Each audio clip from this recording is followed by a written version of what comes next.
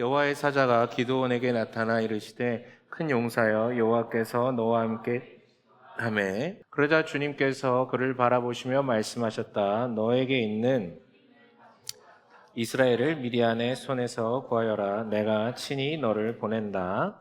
우리 오늘 본문은 아마 그 기드온에 대한 이야기를 담고 있는데요. 여러분들 잘 아실 겁니다. 하지만 성경이 익숙지 않거나 기드온이라는 단어는 알지만 그래도 상세하게 모르시는 분들을 위해서 간단하게 좀 서사에 대해서 설명을 할게요. 이 이야기는 되게 익숙할 겁니다. 최근에 사무엘상도 계속 전하다 보니까 사사기의 어떤 배경에 대해서는 좀 잘 아실 거라고 생각을 해요. 자, 이스라엘은요, 하나님의 전적인 은혜로 이집트로부터 탈출해서 자유민의 신분을 얻게 되었고, 하나님의 전적인 은혜로 가나안 땅을 점령해서 민족 국가를 수립하게 됩니다. 즉 모든 것은 하나님이 주권도 주셨고 땅도 주셨기 때문에 하나님이 왕이다라는 선언이 분명히 주어진 것이죠. 하지만 하나님의 왕대심을 깜빡깜빡 잊었던 이스라엘은 종종 굉장히 자주 하나님을 외면하고 바로 직접 당장의 현세적 복을 준다라는 우상들, 다른 신들을 섬기곤 하죠. 그렇다면 하나님은 약속에 의해서 그들을 향한 보호를 거두시게 됩니다. 왜냐 그게 약속이었거든요. 왕이 보호를 거두자 그때마다 또 기가 막히게 그 곁에 있는 이방 나라들이 이제 침공을 하죠. 그때 이스라엘이 울부짖으면 하나님은 또 어김없이 자신의 대리자 사사를 선발하여 그들을 구원케 합니다. 이게 사사기에 계속되는 순환이거든요. 이번에도 마찬가지입니다. 그들은 하나님을 떠나 가나안의 톡착신이었던 바알과 아세라, 이 표현은 굉장히 익숙하실 거예요. 바알과 아세라를 섬기기 시작하죠. 그러자 하나님은 또 손을 뗍니다. 이번에는 미디안이라는 나라가 그들을 압제하기 시작하죠. 이스라엘을 울부짖습니다. 그래서 하나님께서 또 사사를 세우시는데 그가 바로 오늘 본문에 등장하는 기드온이라는 인물입니다. 그는요, 미디안에게 약탈당할까봐 두려워서 이제 추수할 때에 이르러서 미디안이 이제 보면은 뺏어가니까 숨어가지고 막 탈곡을 하고 있었는데 갑자기 어느 날 천사가 방문을 합니다. 그리고 그에게 소명을 남기죠. 그는 부담되는 걸 넣어서 겁이 나가지고 못한다고 했고 그래도 불구하고 그에게 다시 한번 요청을 하죠. 이렇게 얘기하죠. 기드온이요. 정말로 주님이시라는 증거를 보여주십시오. 그러자 주님의 천사가요. 그가 갖고 온 재물을 한순간에 불사르고 그 천사 역시도 순식간에 사라지게 됩니다. 이 모습을 증거로 확인한 그는 용기를 얻어가지고 하나님의 명령대로 어떤 일을 벌이냐면 자기 집안에 자기 동네에 있던 바알과 아세라상을 사람들을 동원해서 다 찍어 없애버립니다. 굉장한 용기를 가진 행동이었었어요. 그리고 이후 어느 날 미디안이 약탈 수준을 넘어 대대적으로 대군을 이끌고 침공했었을 때가 있습니다. 이때 하나님의 영이 강하게 임한 기드온이 소집령을 발동하죠. 군사들을 모읍니다. 그러나 중과부적입니다. 왜냐하면 읽지는 않았는데 8장에 보면 미디안 군대가 죽은 사람만 12만 명이라고 되어 있고 남은 사람이 2만 명, 즉 14만이에요. 14만에서 15만 명이 쳐들어왔다라는 것입니다. 근데 지금 모인 사람들은요, 단 3만 명밖에 없거든요. 그래서 또 겁이 나요. 이번에도 겁이 납니다. 그래서 이번에 하나님께 요구를 하죠. 하나님 나에게 증거를 달라고요. 여러분 잘 아시는 굉장히 유치한 짓을 합니다. 뭐냐면 이슬이 내리잖아요. 밤새 이슬이 내리는데 땅은 젖지 않고 내가 펼쳐놓은 이 양털 뭉치만 젖게 해달라고 하나님께 기도를 하죠. 되게 유치한 기도예요. 하나님께서 응답하십니다. 그대로 됩니다. 근데 믿지 못해요. 한 번만 더 하나님 응답해달라고. 이번에는 반대로 양털 뭉치만 뽀송뽀송하고 주변 모든 땅이 이슬에 젖게 해달라고요. 그거 역시도 하나님께서 증거를 주시죠. 또 여기에 용기를 얻어가지고 이제 이 군사들을 이끌고 미디안 적진까지 나아간 것이 이제 좀 있으면 이제 전쟁을 해야 되는 것입니다. 그런데 하나님께서요, 어떻게 하시냐면, 군사가 너무 많대요. 3만 명밖에 안 되는데 군사가 너무 많대요. 그래서 2번 깎습니다. 한 번 깎습니다. 돌아갈 자는 돌아가게 하라. 그래 돌아가라 그랬더니 3만 2천 명 중에 2만 2천 명이 돌아가고 1만 명 남습니다. 이것도 많다고 합니다. 그래서 물을 먹이라고 합니다. 그래가지고 물을 떠서 입에 대고 마신 자 300명만 남기고 물을 그 강에다가 입을 대고 마신 자는 다 돌려보내게 합니다.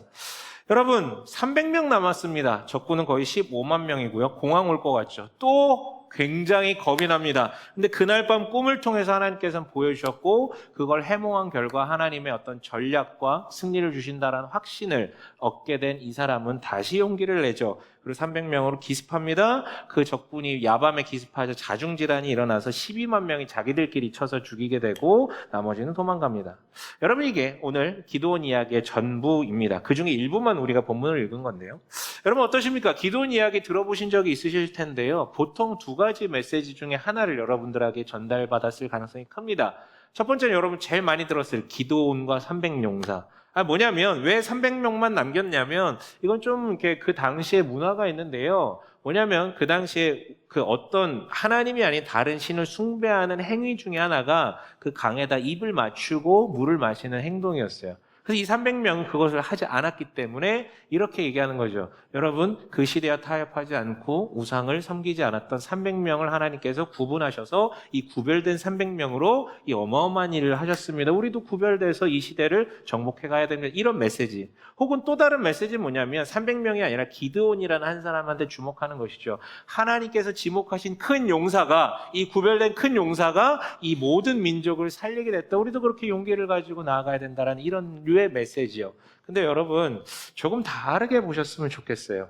왜냐하면 이 본문은요 조금 다르게 얘기하고 있기 때문이죠. 300명 이야기는 좀 차치할게요. 제가 300명이 누군지 다 모르기 때문에. 하지만 본문은 최소한 이렇게 우리한테 얘기합니다. 기드온은 너희가 절대는 닮아서는 안 되는 사람이라고 정확하게 우리한테 지목해주고 있거든요. 무슨 소리냐면요. 우리는요 300명이 누군지 모르지만 기드온이 어떤 사람인지는 이 6장부터 8장을 통해서 어느 정도 알 수 있는데요. 우리는 기드온이 천사에게 던진 오늘 본문에서 기드온이 천사에게 던진 두 가지 질문을 통해서 그의 됨됨이를 알아볼 수 있습니다. 첫 번째 질문은 이렇게 되어 있죠. 13절에요. 주님께서 우리와 함께 계신다면 어째서 우리가 이 모든 어려움을 겪습니까? 그러니까 한마디로 뭐냐면 왜 이제 나타났어? 우리 이렇게 고통스럽고 힘들었는데 지켜준다며 왜 이제 나타난 거야? 이거예요. 근데 바로 이 질문에서 그의 됨됨이를 알 수 있습니다. 싸가지가 없어서가 아니고요. 뭐냐면 그가 신앙이 별로 없는 인물이라는 것을 우리는 알 수 있습니다. 제가 앞서 설명드렸죠. 사사기가 계속 순환된다고요. 하나님과 약속 맺은 게 있기 때문에 하나님의 통치를 거부하고 우상을 섬기면 그들은 심판받았었습니다. 지금 우리 시대에 누군가 고통받으면 이렇게 해석하면 안 되지만 그 당시 이 사람들은 그게 분명한 구조였거든요. 분명히 약속이었거든요. 그렇다면 그걸 알고 있다면 자기들이 고통스러운 이유를 하나님께 따질 게 아니라 우리가 주님 앞에 죄를 지었습니다라고 고백하는 게 그 당시 정말로 남아있는 자고 신앙인의 기계였어요. 근데 하나님께 따지잖아요. 천세계 따지잖아요. 그 말인즉슨 지금 이 상황을 하나님의 눈으로 신앙의 눈으로 해석할 수 있는 능력이 그에게 없다라는 뜻입니다. 그럴 수밖에요. 25절에 보면 하나님이 이렇게 얘기하시고 네 아버지의 바알 제단을 허물고 그 곁에 있는 아세라상을 찍어라 라고 되어 있거든요. 그 말인즉슨 그의 집이 최소한 그 우상을 섬기는 집이나 신관이나 혹은 그와 가까웠던 집이라는 것을 알 수 있죠. 그렇다면 기드온은 그 일을 안 했을지라도 그 영향을 받았다라고 우리는 볼 수 있습니다. 즉 그의 신앙은요 별로였어요. 두 번째 질문 역시 마찬가지입니다. 15절에 이렇게 되어 있죠. 내가 어떻게 이스라엘을 구할 수 있습니까? 보시는 바와 같이 나의 가문은 므낫세 지파 가운데서도 가장 약하고 또 나는 아버지의 집에서도 가장 어린 사람입니다 라고 되어 있습니다. 여러분 그는 분명은 왕이신 하나님께 사사로 지명받았습니다. 왕의 신하는요. 여러분 사극 보시면 알잖아요. 왕이 이렇게 딱 얘기하면 그 말이 얼마나 대단한 말인지와 상관없이 어떻게 해야 됩니까? 신하된 자는 어떻게 해야 됩니까? 당연히 그 말에 복종해야 되는 게 맞죠. 그게 왕과 신하, 주인과 종과의 관계입니다. 근데 그는 그것을 거부합니다. 물론 이유는 있어요. 너무 겁난다라는 이유죠. 하지만 여러분 이건 능력과 성품의 문제가 아니라 하나님을 어떻게 바라보고 있는지에 대한 그 시각의 문제죠. 그는 하나님의 뜻을 읽어낼 시각도 없었고 그 뜻을 알아도 따를 만한 믿음이 없었다라는 것을 보면 우리한테 얘기해 줍니다. 그러나 이보다 더 큰 결격 사유가 하나 있습니다. 오늘 이 부분에 주목하고 싶은데요. 바로 그는 너무나도 심각한 겁쟁이였다라는 것이죠. 여러분 아까 요약할 때 말씀드렸듯이요. 그는 3번의 큰 겁을 먹습니다.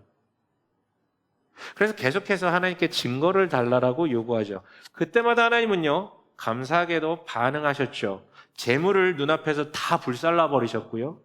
양털 그 유치한 짓을 하나님께서 풍짝에 맞아서 응답해 주십니다. 그리고 꿈으로 보여주셨고요. 하나님은 놀라운 방법들로 그에게 응대하셨지만 사실은 그는 끊임없이 자신의 자격에 대해서 의심하고 앞으로 있을 일에 대해서 겁먹은 상태가 지속됩니다. 엄청난 겁쟁이에요. 그래서 우리는 이 본문을 통해서 알 수 있어요. 그는 신앙이 없습니다. 그리고 그는 누구보다도 겁쟁이인 사람입니다. 이 사실을 우리한테 가감없이 드러내므로 이렇게 말하는 거죠. 너희는 절대 이런 사람을 닮아서는 안 된다. 즉 여러분, 기도는 절대 신앙적 위인이나 우리가 모방해야 될 영웅이 아니다라는 사실을 적나라하게 얘기해 줍니다. 그럼에도 우리는 결과를 알고 있습니다. 바로 이 기도원을 통해서 이스라엘이 구원받았다라는 사실을요. 그렇다면 여러분, 본문은 우리한테 뭘 얘기해 주고 싶은 것입니까? 바로 정말 자격 없는 이 기도원을 통하여서 이스라엘을 구원하는 이 사건의 일련의 과정을 통해 하나님이 어떤 분이신지 우리한테 드러내주고 싶으신 것이었죠. 여러분, 그렇다면 뭘 드러내고 싶으신 것입니까? 세 가지로 제가 좀 말씀을 드릴게요. 첫 번째는요, 그가 계속해서 겁내고요, 심지어 하나님을 계속해서 의심했는데도 불구하고 절대로 그를 탓하지 않으셨다라는 것에 주목하셨으면 좋겠습니다. 여러분, 그는 계속해서 겁내고 의심합니다. 그렇다면 여러분, 우리가 알고 있는 믿음이라는 말의 정의와 굉장히 반대되는 것 같지 않습니까? 그렇잖아요. 여러분 중에는 종종 이런 발언 들어보신 적 있는 분도 계실 거예요. 믿으면서 의심하는 거, 그거는 불신앙이다라고. 또 어떤 이들은 이렇게 얘기합니다. 믿으면서 겁내는 거, 그거 불신앙이라고요. 그런데 여러분, 저는 단호하게 얘기할 수 있습니다. 그렇게 말하는 사람이 불신앙입니다. 그렇게 말하는 사람이 성경을 잘 모르는 것입니다.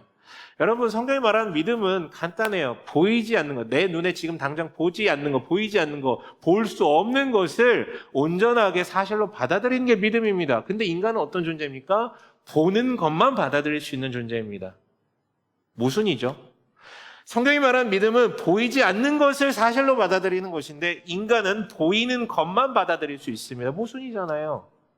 그렇기 때문에 여러분, 진정한 믿음으로 가기 위해서는 굉장히 많은 과정이 필요합니다. 그 과정 가운데 우리는 무수히 흔들리게 되고 의심할 수밖에 없습니다. 그래서 반대로 얘기하면 회의를 거치지 않은 믿음은 믿음이 아닙니다. 그건 뿌리가 없어요. 그것은요, 내가 감당할 수 없는 시련이나 유혹이 찾아왔을 때 뿌리채 뽑힐 수밖에 없으니 뿌리가 없으니까요. 회의하셔야 되고요. 충분히 겁내셔야 됩니다. 이렇게 내가 살 수 있을까? 내가 이렇게 도전할 수 있을까? 내가 할 수 있을까? 흔들리셔야 됩니다. 그리고 생기는 게 바로 믿음이라고요. 그래서 여러분, 오늘 본문을 보십시오. 하나님은요, 그토록 의심하고요, 택도 없는 거 가지고 계속해서 증거를 달라고 하는 이 기도원을 절대 질책하지 않으셨습니다. 다 응답해 주셨죠. 의심하고 겁먹는 것은 괜찮은 것입니다.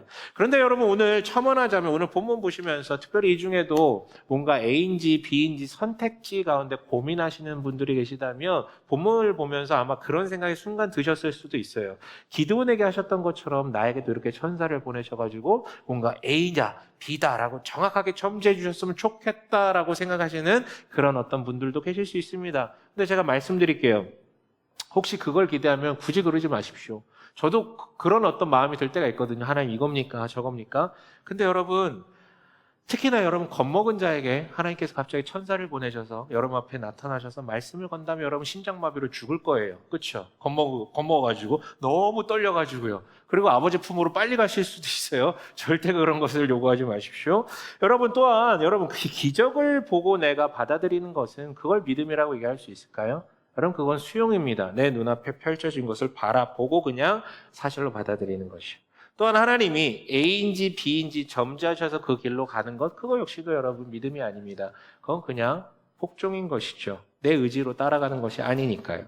여기서 우리가 주목해야 될 것은 하나님께서 이런 기적적인 방법으로 점지하셨다라는 것이 아니라 여기서 우리가 주목해야 되는 것은 이토록 계속해서 반복적으로 겁내고 의심하는데도 불구하고 그를 질책하지 않으시고 반응해 주신 하나님의 모습에 주목하셔야 됩니다.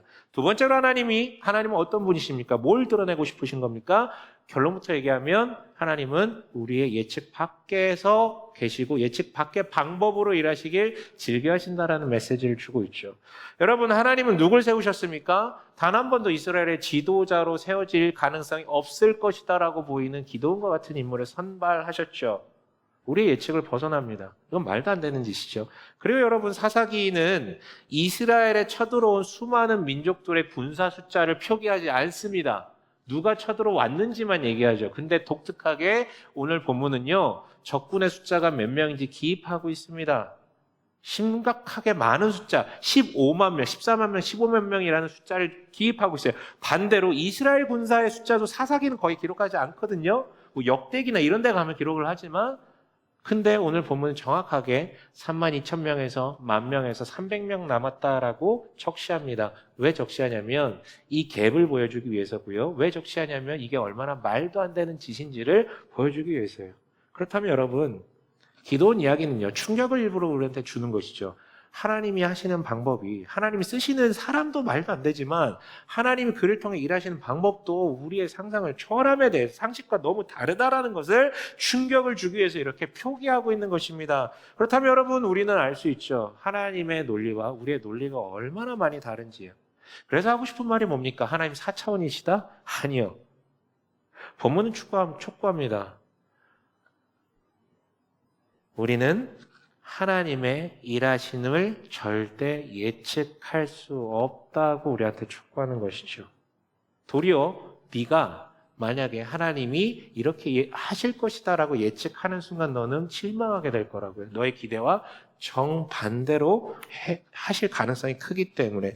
그래서 여러분, 결론적으로 뭐냐면 네 예상과 다르게 흘러갈 것이다 라는 것을 전제로 받아들이는 게 그게 믿음이라는 거죠.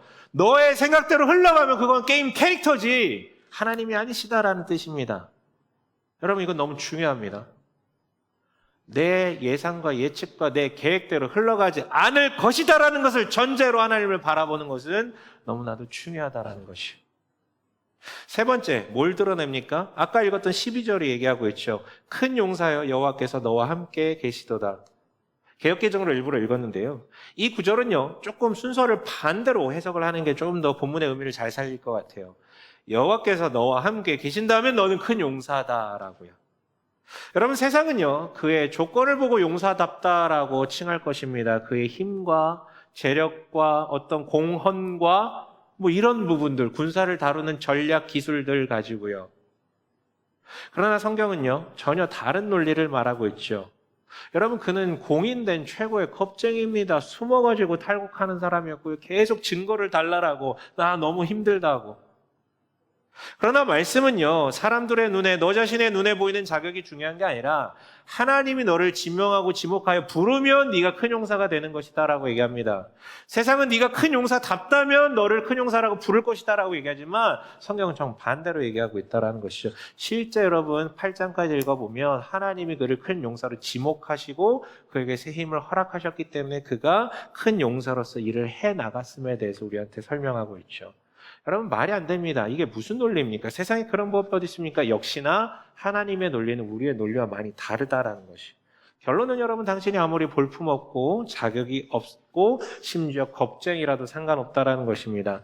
크신 하나님의 지명이 당신을 큰 용사로 만들어갑니다. 그 하나님을 받아들인 게 믿음인 것이죠. 내가 아무리 나를 바라봤을 때 겁쟁이 같고 나는 정말 비루할지라도 그가 나를 지목하여 선택하셨다면 큰 용사가 될 수 있다는 것에 대한 믿음이요. 말씀을 정리하며 드리고 싶은 말씀이 있습니다. 뭐냐면 우리 교회 특징인지는 잘 모르겠습니다. 근데 이렇게 신방하다 보면 깜짝깜짝 놀랄 때가 있어요. 뭘 갖고 놀라냐면 안 그러신 분들도 있겠지만 와, 이렇게까지 겁이 많다고? 이렇게까지 어떻게 살아? 매사가 염려고 일어나지도 않은 일을 5만 가지 막 상상을 하면서 막 거의 닥터 스트레인지죠? 예, 거의 수십만 가지 상상을 이걸 선택했을 때의 일들, 저걸 선택했을 때의 일들, 와, 막 염려를 사서 하는 모습을 보면서 와, 진짜 힘들겠다. 어떻게 저렇게 살 수는 있을까? 호흡은 하고 살까? 막 어떤 이런 생각이 들 때가 있어요. 연민도 생기고요. 왜 제가 그런 생각이 드냐면 저는 사실 그런 편은 아니거든요. 특히 저는 제 일과 관련해서는요, 선택을 그렇게 깊게 하지, 그러니까 막 고민은 당연히 하죠. 고민은 하지만 특히 제 일과 관련해서는 정말 빨리 결정합니다. 결정하고 후회해요, 나중에. 후회하더라도 지금 결정하는 것이죠. 뭐 힘들겠죠. 안 힘든 일이 어디 있겠습니까? 그냥 결정하는 것입니다. 그리고 그거에 대한 대가는 제가 받아들이면 되는 것이고요. 또 나름 모험적입니다. 그래서 누군가가 보면 좀 겁이 없는 것처럼 느껴질 때도 있어. 하지만 솔직히 얘기할 때 이런 저도 사실 굉장히 큰 겁쟁입니다. 예를 들어 드릴게요. 두 가지 예를 들어 드리죠. 하나는 교회 안에 조금 힘들고 특히나 불안불안하게 무너질 것 같은 성도들을 마주할 때가 있습니다. 그러면 사실 솔직한 이 표현이 정확할 것 같아요. 겁이 납니다. 왜냐하면 겁이 나는 이유는 그가 갑자기 내 눈앞에서 사라질 것 같은 불안감이 올라오거든요. 더 이상 못 볼 것 같은, 교회를 떠나버릴 것 같은. 물론 이런 생각이 들 때 잠시 고민이 돼요. 내가 이게 겁이 나는 게 저 사람에 대한 연민, 저 사람을 사랑해서 생기는 감정인지 아니면 그냥 이 교회라는 뭔가 뭐라 그럴까 이 사역이라는 이 성이 조금씩 허물어지는 것에 대한 뭔가 그런 어떤 두려움인지 잘 모르겠어요. 그러면서 이런 생각까지 하게 되더라고요. 제가 막 사람을 좋아하거나 어울리는 것을 막 좋아하거나 그렇지 않다는 거 여러분 잘 아실 거예요. 네, 목회자이기 때문에 연습되고 훈련되고 좋아진 것들은 있지만 타고나길 그런 사람은 아니거든요. 근데 내가 막 사람을 좋아하거나 어울리지 않는 것 이런 부분 때문에 내가 관계적 열망이 거의 없다라는 것에 대해서 자책할 때도 되게 많았는데요. 그런데 이런 생각이 들었어요. 내가 관계적 열망이 없는 것은 크지 않은 것은 내가 사람에 대한 무관심이 커서가 아니라 어찌 보면 사람과 연결될 때 책임져야 될 것에 대한 두려움, 반대로 그렇게 연결되는데 그것이 상실될 것에 대한 그게 너무 겁이 나가지고 내가 계속해서 이게 막는 것 아닐까라는 어떤 생각이 좀 들더라고요. 맞습니다, 여러분. 전 겁납니다. 사람이 겁나서 연결되지 않으려고 할 수도 있어요. 또 하나의 애는 이런 것입니다. 바로 이 자리가 저는 겁이 납니다. 정말 겁이 납니다. 설교하는 게 겁나진 않습니다. 제가 겁난다고 얘기하는 이 기도의 자리요. 기도의 자리요. 주일 예배 겁나지 않습니다. 물론 뭐 한 5명, 한 3명 이상 눈 감고 있으면 좀 겁나긴 하는데 그거 겁나지 않아요. 주일 예배 겁나지 않습니다. 하지만 이 자리는 좀 겁이 납니다. 기도 때문에요. 기도는요, 제게도 되게 많이 필요하고요. 교회적으로도 굉장히 많이 필요합니다. 저희는 기도가 모자른 교회입니다. 진심으로요. 그래서 되게 필요해요. 그런데 왜 겁이 나냐면 저는 이 성도들에게 이 기도를 독려할 만한 힘이 그런 파워가 없다라는 걸 제가 알고 있기 때문에 그래서 겁이 나요. 이 자리가 겁나요. 매번 이 자리가 겁납니다. 여러분, 저 역시 겁쟁입니다. 아니 이런 식으로 따지면요. 겁쟁이 아닌 사람 누가 있겠습니까? 각자 겁나는 게 다를 뿐이죠. 빈도수가 다를 뿐이죠. 다 겁쟁이죠. 아이를 키우시는 분들도 겁나겠죠. 회사에서 일하시는 분들도 겁나겠죠. 다 겁쟁이죠. 그래서요. 이렇게 나 역시 겁쟁이구나라는 걸 인정하고 나서 이 본문을 볼 때 되게 위로가 되는 표현이 있습니다. 그리고 되게 독특한 표현이 하나 있어요. 이 구절을 보고 마무리를 할 건데요. 14절에 이렇게 되어 있습니다. 그에게 나타나시자마자 이렇게 얘기를 해요. 소명을 주시면서 14절 이건 함께 읽어볼게요. 너에게 있는 그 힘을 가지고 와서 이스라엘을 미디안의 손에서 구하여라. 내가 친히 너를 보낸다. 여러분 독특하지 않습니까? 왜 독특하냐면 이건 성경을 좀 알면 독특하다고 느껴질 수 있는데요. 사사는 어떻게 세워지냐면 갑자기 하나님의 영이 임해요. 그래서 뭔가 힘을 받으면 사사로 서가지고 막 일을 하는 거예요. 근데 여러분 오늘 본문을 봤지만 천사가 나타났을 뿐이에요. 하나님의 영이 임했다라는 건 뒤에 군사들 소집할 때 하나님의 영이 강하게 임했다라는 표현이 있지 이때는 하나님의 영이 임했다라고 되어 있지 않습니다. 그렇죠? 하나님의 영이 임하지 않았어요. 그리고 심지어 아직 기적을 보여주시기도 전이에요. 근데 이렇게 얘기하시는 것이죠. 정확하게 뭐라고 되어 있습니까? 너에게 있는 그 힘을 가지고 가서 구하라고요. 아니 영이 안 임했다니까요? 그럼 뭔 힘이 있습니까 이 사람에게? 궁금했어요. 무슨 힘이 있지 이 사람에게?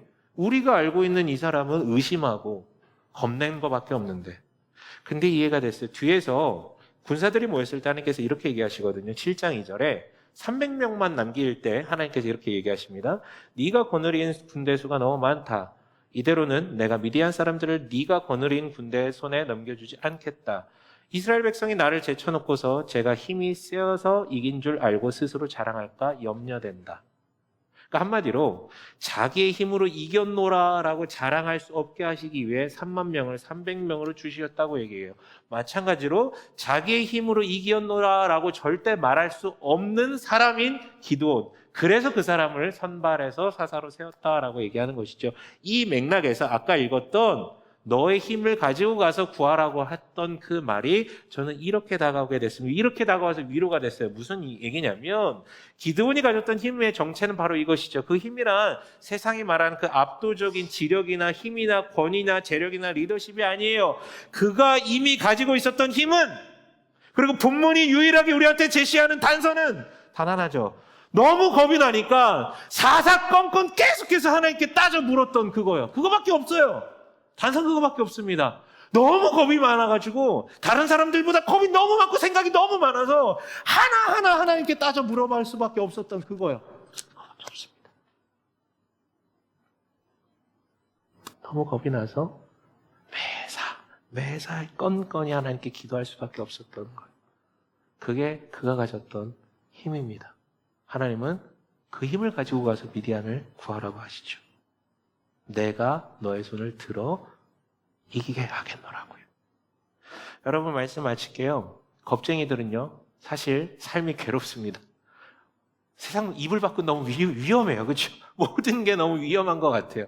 근데 안타깝게도 실존주의 철학자 사르트르가 했던 말이죠. 여러분 아시는 말일 거예요. 인생은 B와 D 사이의 C라고요. B가 뭡니까? 벌스, 탄생과 D, 데스 사이의 C, 초이스라고요. 선택이라고. 인생은 계속해서 선택이라고. 죽을 때까지 선택하는 거예요. 그렇다면 겁쟁이들은 사는 게 괴롭습니다. 모든 게 다 선택이거든요, 사실. 근데 이거 선택하면 어떡하지? 저거 선택했을 때 어떤 일이 일어나면 어떡하지? 계속해서 그 머리를 막 이렇게 쥐어짜게 됩니다. 그래서 계속 고민만 하다 보면 선택을 못하니까 결과도 안 좋은 경우가 많고요. 더 나아가서 이게 너무 심해지다 보면 신경질적 증세, 신경증세가 생기게 마련이죠. 그러나 그 겁쟁이가 따져 물어도 절대 질책하지 않고 끝까지 동행하시는 하나님과 연결될 수만 있다면 그게 바로 그 겁쟁이가 가진 힘이 됩니다. 그는 너무 겁나서 이불 밖이 너무 위험해서 매사에 하나님께 따져 물을 테니까요. 그리고 그 따져 묻는 것을 질책하시는 게 아니라 그때마다 다양한 방식으로 응답하시는 하나님이 그와 동행할 테니까요. 그게 바로 겁쟁이 기드온이 가졌던 힘이고 하나님께서 그 힘으로 구원하라라고 하셨던 힘의 정체입니다. 여러분, 이 자리에 계신 겁쟁이 여러분, 네, 타고나길 겁쟁이신 분도 계시고 아니면 지금 마주한 상황으로 인해서 일시적으로 너무 염려가 찾아와서 겁에 질리신 여러분, 괜찮습니다. 겁이 많은 건 나쁜 게 아닙니다. 성경은 그것을 질책하지 않습니다. 하나님 질책하지 않으십니다. 그리고 그런 당신을 지으신 분도 하나님이십니다. 그런 상황을 허락하신 분도 하나님이십니다. 오늘 본문을 통해 정반대로 보십시오. 오히려 당신 안에는 그로 말미암아 남들에게 가지지 않는 힘이 있습니다. 그 힘을 가지고 살아가십시오. 간단합니다. 하나님께 매사에 따져 물으세요. 따져 물으십시오. 나는 겁이 너무 나서 한 발짝도 갈 수 없으니 나 좀 도와달라고. 그리고 어떻게 사는 게 좋은 것이냐고 따져 물으십시오.